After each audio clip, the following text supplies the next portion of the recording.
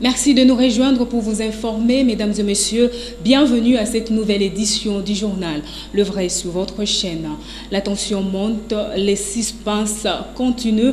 Le chef de l'État, Joseph Kabila, est au pays de Trump depuis jeudi afin de prendre part aux travaux de la 72e session de l'Assemblée générale de l'ONU à New York.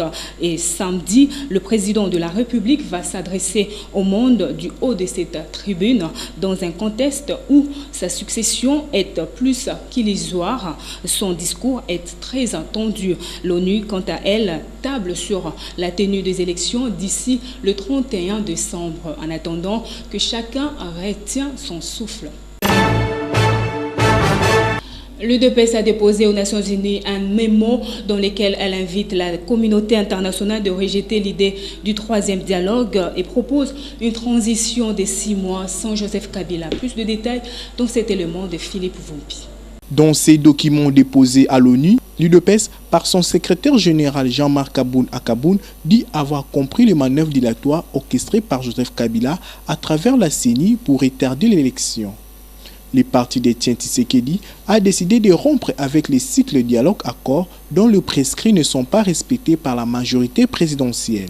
Au sujet du scrutin, l'UDPS espère son organisation au cours du premier trimestre de 2018 après une transition de 6 mois à vue de le préparer. Ensuite, le vieux parti politique de l'opposition propose la démission pure et simple de Joseph Kabila au plus tard le 31 décembre, une concertation entre les forces politiques et sociales pour identifier une personnalité consensuelle capable de diriger cette courte transition.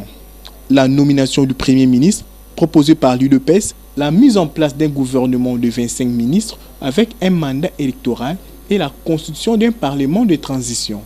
Pour la réussite de son plan, l'UDPS a recommandé à la communauté internationale de rejeter fermement l'idée d'un troisième dialogue.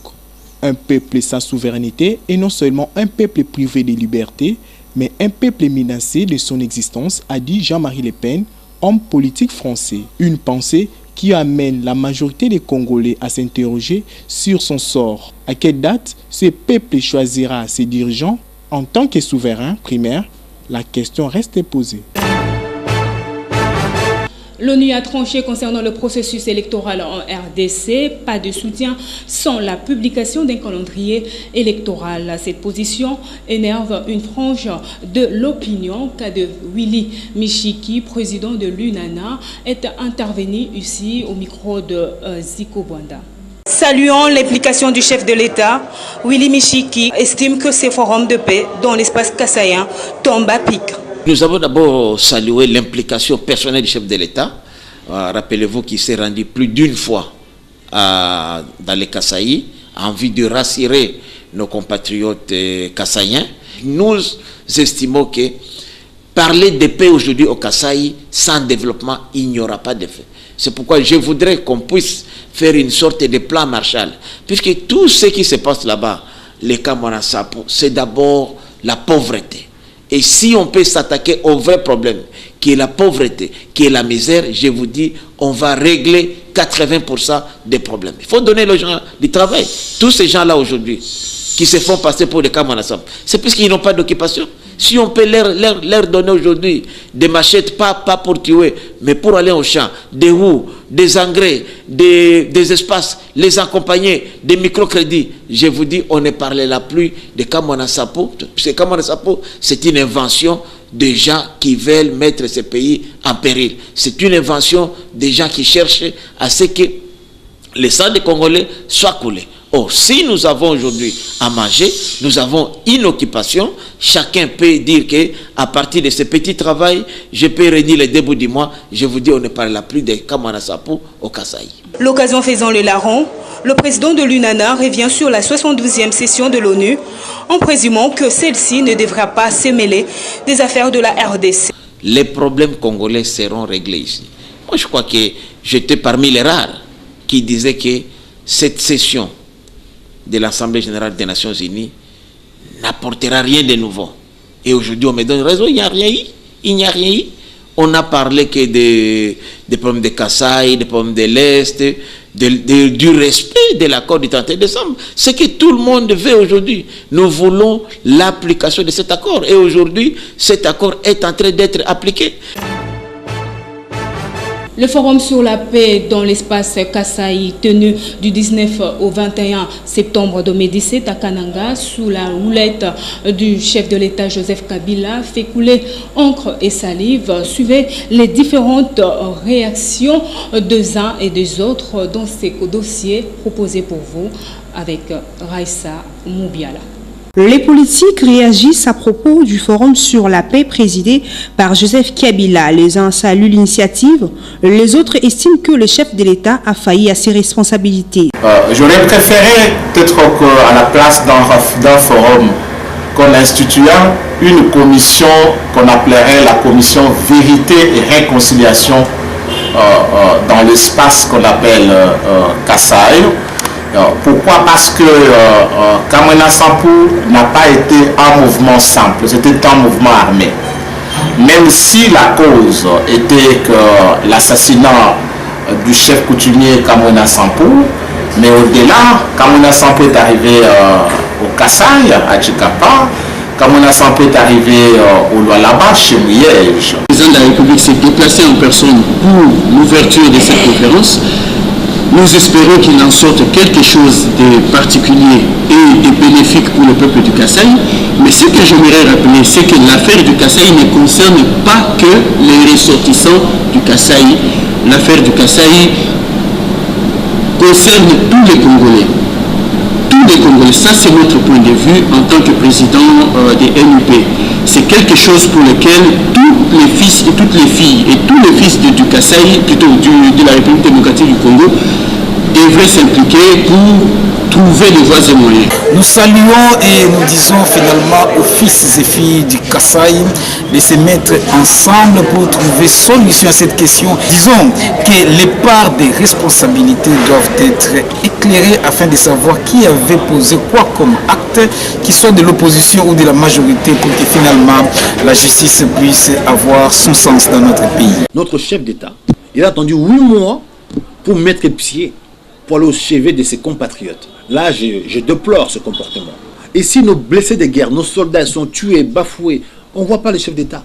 Là, c'est tout un peuple qu'on déplace pour une histoire de minerais, pour une histoire de terres. Tous les gens qui sont morts là, vous allez les dédommager avec quoi? Toutes ces familles-là qui sont mortes. En échange de quoi? Alors aujourd'hui, on tue le Congolais. Pourquoi? Pour vraiment sa richesse. Alors il est le garant de la nation, il doit nous protéger. Et pour ma part, là, il faillit à sa responsabilité. Le problème de Kasaï, ce n'est pas une histoire des chefs coutumiers, mais madame, c'est une question de sous-sol. Ok, ils ont vendu nos terres, je dirais, à des exploitants pour exploiter cette richesse. Donc du coup, ils ont monté l'histoire des chefs coutumiers. Notons que plusieurs personnalités politiques ont pris part à cette cérémonie qui se veut de réconcilier les fils et filles kassaïens afin de développer durablement cette partie du pays après les cycles de violence dus au phénomène Kamwina Sampou. Puisqu'on parle de paix, le monde entier a célébré ce 21 septembre 2017 la journée internationale de la paix avec pour thème Ensemble pour la paix, respect, dignité, sécurité pour tous. Occasion pour l'Église communauté cité de la paix d'adresser un message à la nation, message rendu par son représentant légal, l'apôtre Serge Lukanga. Suivez. En marge de ce thème, qui du reste n'est pas fondé sur les réalités de la paix au Congo, la paix recherchée, l'Église Cité de Paix, qui célèbre aussi son 4e anniversaire, a voulu faire entendre sa voix pour interpeller les uns et les autres sur la paix véritable qui devra régner au pays.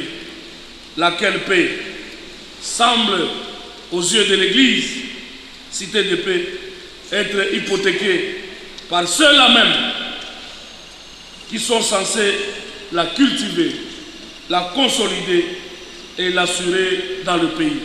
C'est sur cette scène que la communauté Cité de Paix dénonce et pointe le doigt accusateur en disant que la paix, don de Dieu, fait au peuple congolais en particulier et au monde entier en général ne doit pas être pris en otage ou hypothéqué par les individus futiles, communauté internationale, politiciens, hommes en uniforme, église, gouvernement, opposition politique ou opposition républicaine, que je ne sais encore. La paix s'impose et reste un cadeau pour chaque citoyen et citoyenne, fils de Dieu par la foi en Jésus-Christ. Je vous informe donc, vous les kidnappeurs de la paix, vous qui avez hypothéqué la paix, que le peuple a compris et se tourne vers son Créateur qui va guérir sa plaie et ainsi mettre la paix au pays.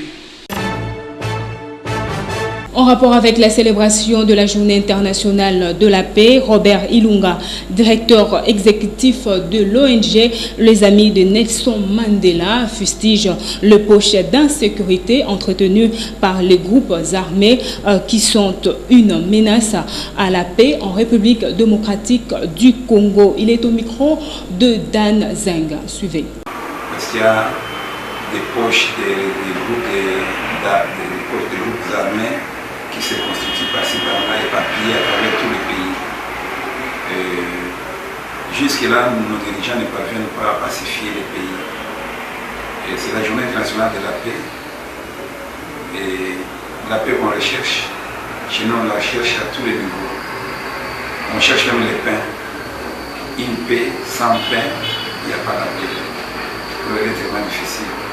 Parce que d'abord, il faut d'abord avoir une paix proche de toi, c'est-à-dire vous mangez et vous êtes à l'aise à faire certaines choses. Et quels que soient ceux qui sont en brousse, malmenés par les groupes armés, même ceux qui sont dans les centres urbains, n'ont pas de paix. Et ceux qui sont en brousse peut-être trouvent un petit pain. Et ceux qui sont dans les grandes villes, ils manquent de paix parce qu'ils manquent aussi de pain. Les députés de l'opposition ont suspendu ce jeudi leur participation à l'Assemblée nationale en raison de l'inscription du vote électronique dans les calendriers de la nouvelle session parlementaire au parti politique Rassemblement du peuple pour la démocratie. On accuse le pouvoir de favoriser la fraude électronique. Bob Bolabwe est son président. Il est ici au micro de Paulin Kamaïndoa. Suivez. Le pouvoir en place veut organiser la tricherie en amont. Lâche Bob Bolabwe. C'est bon de vote et la manière que le pouvoir a trouvé pour organiser la tricherie en amont. On sait par ailleurs que ce mode de vote dans d'autres pays, même développés, on n'en veut pas. Aujourd'hui, compte tenu de la situation sur le plan électricité, sur le plan... les conditions ne sont pas réunies. Et on ne comprend pas pourquoi Nanga s'efforce, comment dirais-je, de vouloir nous imposer ce vote que nous ne voulons pas. Revenons sur les recommandations de la 72e Assemblée générale de l'ONU. Ce cadre de la dynamique d'opposition croit à une mobilisation interne en vue d'obtenir l'alternance au sommet de l'État avant le 31 décembre 2017. Moi, je crois à la dynamique interne. C'est d'abord nous, Congolais, qui devrions nous mobiliser, nous battre pour faire en sorte que les élections puissent avoir lieu dans ce pays. Le pouvoir, avec leur autorité morale, ne veulent pas lâcher le pouvoir. Ils ne veulent pas organiser les élections. Ils n'en veulent pas. Parce que s'il y avait élection aujourd'hui, leur champion ne sera pas candidat. Ça, ils ne veulent pas. Donc, nous devons nous battre. Maintenant, dans ces combats, on a besoin du soutien de la communauté internationale. Ils peuvent venir comme force de poing pour nous soutenir, mais on ne peut pas compter que sur eux. Devoir de mémoire à présent, cette rubrique qui vous permet de vous rappeler des déclarations et propos tenus par des acteurs politiques. Nos projecteurs sont fixés en ce jour sur le Premier ministre Bruno Tshibala. Suivez.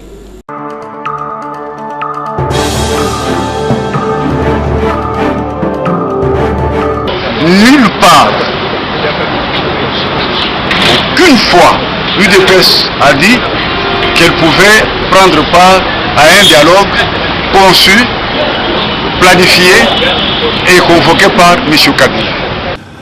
Le président Kabila, c'est lui qui avait demandé aux évêques du Congo d'organiser un deuxième dialogue après celui, la Cité de l'Union africaine, en offrant leurs bons offices. M. Kabila est à la base de la crise politique, la crise de légitimité que nous connaissons dans ce pays, qui tire son origine dans la fraude électorale du 28 novembre 2011. Les élections qui devraient avoir lieu cette année, mais nous attendons que la CENI, après que nous ayons fait cette évaluation, nous dise à quel moment nous serons en mesure de les organiser. Vous savez que nous avons toujours dit que la CENI était le levier qui a permis au pouvoir d'opérer toutes sortes de fraudes, de tricheries, et donc de dévoyer notre processus électoral. Les élections qui devraient avoir lieu cette année, mais nous attendons que la CENI, après que nous ayons fait cette évaluation, nous dise à quel moment nous serons en mesure de les organiser. Je tiens à affirmer devant la représentation nationale l'ambition, la volonté et la détermination du gouvernement d'union nationale d'offrir au peuple congolais les meilleures élections de son histoire dans les délais convenus. Il a été convenu que nous devrions organiser les élections à la fin de cette année. Mais il y a une insiste qui dit toutefois, c'est-à-dire que si toutes les conditions ne sont pas réunies, il y a une tripartite. Comme tout le monde le sait, c'est M. Étienne Tshisekedi Omulumba qui avait été plébiscité président de la République. M. Kabila, à la tête de ses forces armées, des chars et de blindés, a volé la victoire de Tshisekedi en exerçant un pouvoir par défi.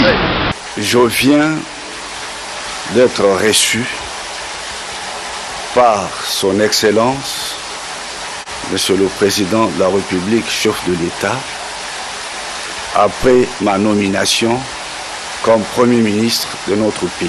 M. Kabila ne peut pas camper sur sa position, d'autant plus qu'il sait très bien qu'il a tapé à côté, il a été sûrement été induit en erreur. Le Président de la République vient de me donner des instructions et des orientations. Si il s'entête, je crois qu'il ne devra s'en prendre qu'à lui-même, parce que sûrement il va connaître le même sort que M. Mobutu, qu'il a beaucoup limité, et dont il a pris la plupart de conseillers qu'il avait mal conseillés et qui l'ont conduit à finir comme le président lui avait promis, en prison ou en exil. Il est mort en exil, enterré en présence de 6 personnes. Compagnon de route, sa condamnation à 10 ans de prison est très controversée. Est-ce qu'il va rester en prison jusqu'en 2024? Il avait été convenu au niveau du dialogue que les évêques, avec le ministre de la Justice garde du Sceau, Jean-Alexis Tambamomba, qui est un de mes meilleurs ministres, avec le ministre de la Justice garde du Sceau, Jean-Alexis Tambamomba, qui est un de mes meilleurs ministres, devaient se concerter. Le peuple congolais va prendre ses responsabilités et les prétendus responsables non élus de ce pays en assumeront la leur. Je viens d'être reçu par son Excellence, Monsieur le Président de la République, chef de l'État. Si il s'entête, je crois qu'il ne devra s'en prendre qu'à lui-même, parce que sûrement il va connaître le même sort que M. Mobutu.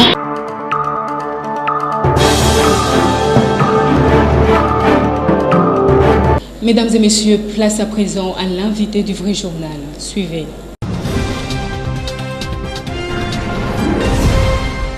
Nico Mengele, secrétaire général du MLP, autrement dit Franck Diongo Junior. Bonjour. Bonjour mon très cher Peter. Invité du vrai journal, vous avez commémoré il y a peu une année de martyrs tombés le 19 septembre 2016. Nous venons couvrir la manifestation. Nous voyons derrière vous non au référendum avec pouvoir hors mandat. Ça veut dire quoi ça? Merci mon très cher Peter. Ça veut dire que le pouvoir de M. Kabila étant illégitime, il n'a pas qualité pour pouvoir proposer un quelconque référendum qui reste de nature à reporter sine die la tenue de l'élection présidentielle dans le délai convenu. Si vous voyez derrière nous l'effigie ou la banderole non référendum, c'est parce que nous avons estimé lier l'activité du 19 septembre, les martyrs qui sont tombés pour ne réclamer que l'alternance, sinon la tenue de la convocation du scrutin pour l'élection du chef de l'État au 19 septembre, lesquelles personnes ont été tuées par les régimes et que le même régime s'aventurait au travers des ONG et membres des partis politiques pour nous parler du référendum. Le régime, on a parlé où? Je vous dis, cette idée du référendum a été orchestrée, soutenue par les laboratoires de la minorité au pouvoir, élargie aux débauchés politiques, faute de mandat légal. C'est ce que nous avons dit, les référendums étant légal et constitutionnel, mais la personne qui les propose doit avoir qualité sur le plan juridique. Un régime hors mandat ne propose pas de référendum. Ça doit être acté de manière nette et claire. Vous êtes constitutionnaliste, vous êtes juriste, vous le savez, le référendum est constitutionnel. Hein? Mais la personne qui le propose doit avoir mandat. Les référendums font partie des réformes constitutionnelles. C'est ainsi qu'il faudra proposer la tenue du référendum pendant la légalité constitutionnelle. Lorsque vous avez perdu la légalité constitutionnelle, vous ne pouvez rien proposer faute de qualité sur le plan des droits. On a appris que vous deviez mettre des banderoles et aujourd'hui nous voyons ces banderoles cachées ici au siège du parti. À quand les banderoles?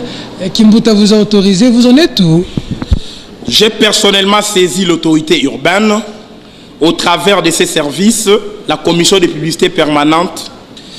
La lettre a été reçue, examinée et nous attendons la réponse dans 48 heures. L'échéance c'est aujourd'hui. Si jamais on obtenait une réponse favorable, nous allons monter les banderoles.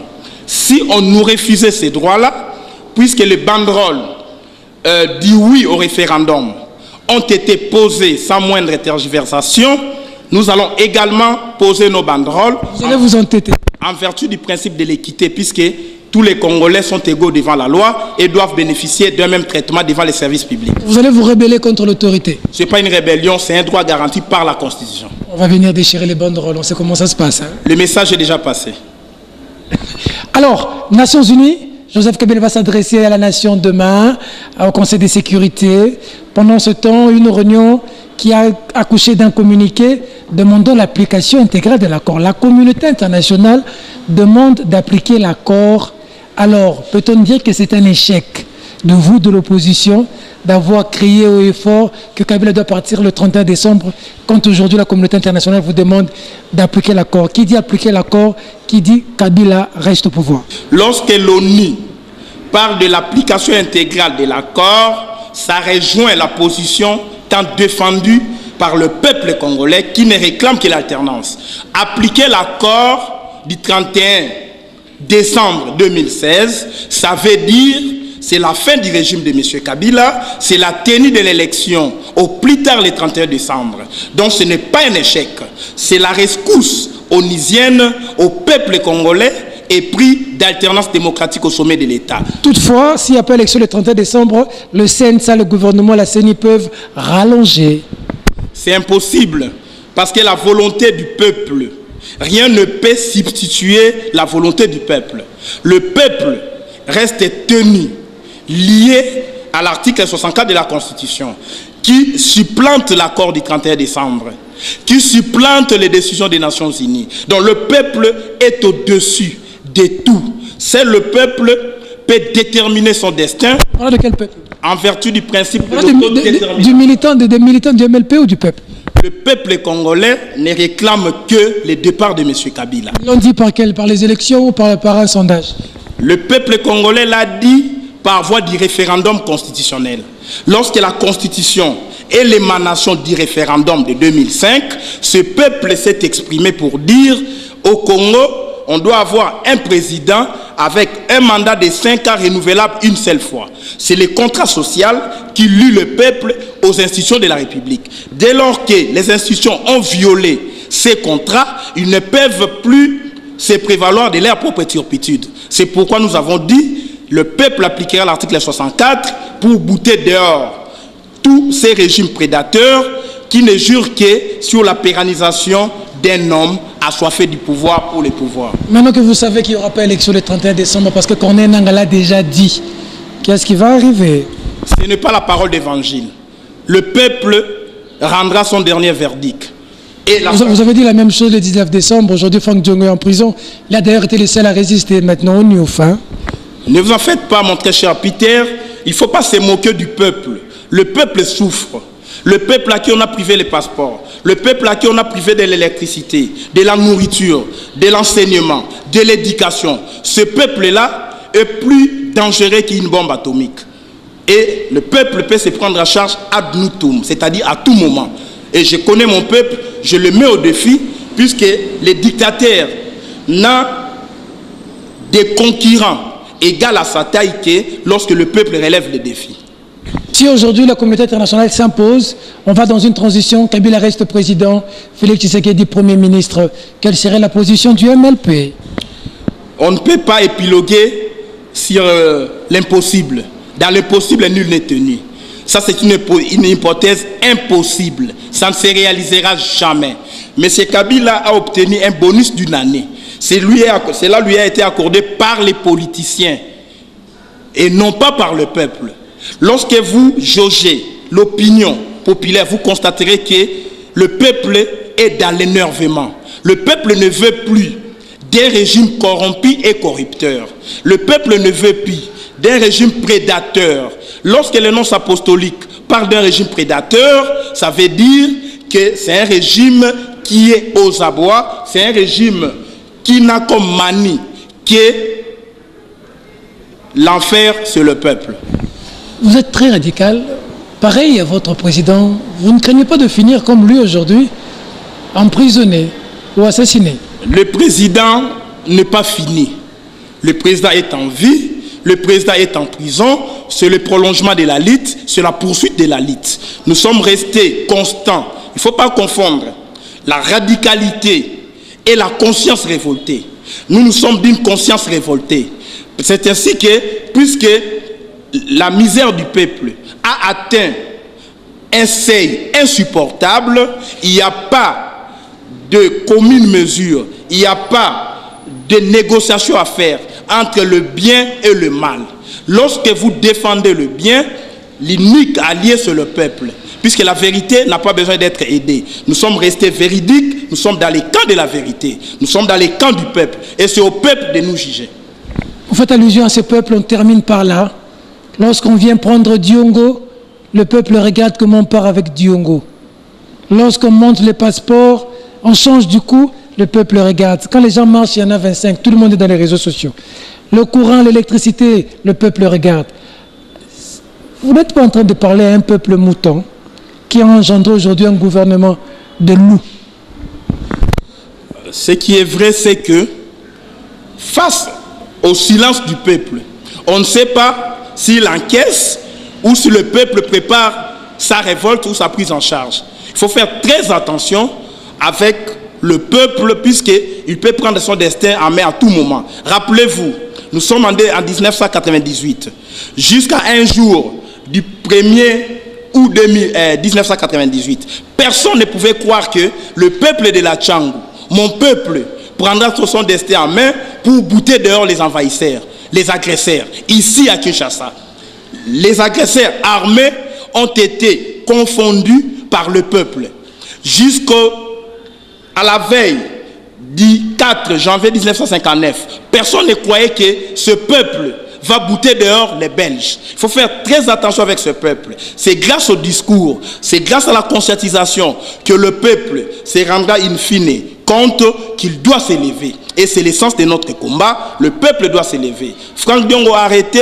Le peuple n'est pas resté assis. Le peuple est en train de mijoter. Comment libérer Franck Diongo? Franck Diongo sera libéré par le peuple. Je vous le promets et vous le verrez. X temps vers 100 jours. Au plus tard le 31 décembre, et Franck Diongo et la République seront libérés. Un message à Joseph Kabila qui vous regarde, que vous n'aimez pas visiblement, vous lui dites quoi? Les régimes de M. Kabila ne méritent pas moins que sa disparition. De gré par les élections, de force par l'autoprise en charge populaire. Merci. Secrétaire général Nico Maïngele, merci. Merci, c'est moi qui vous remercie. Vous venez là de suivre Maître Nico Maïngele, secrétaire général du mouvement Lumumbiste progressiste, MLP en sigle. Merci de la sympathique attention que vous nous avez accordée à Kinshasa et partout ailleurs dans le monde. Mesdames et messieurs, ce journal est terminé. Au revoir.